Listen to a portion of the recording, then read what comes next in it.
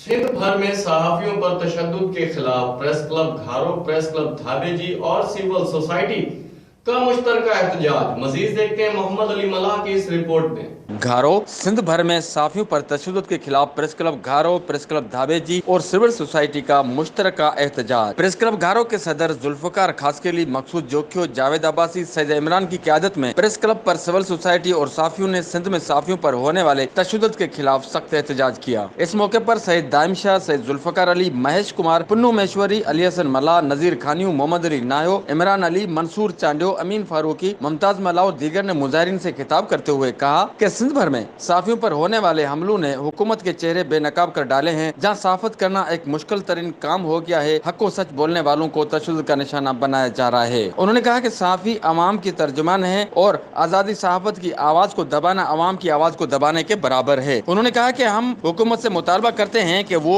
इन दुश्मन अनासर के खिलाफ भरपूर कार्रवाई करते हुए हक व सच लिखने वालों को तहफ़्फ़ुज़ फराहम करें। कैमरा टीम के साथ मोहम्मद अली मल्लाह, राज न्यूज़, घारो।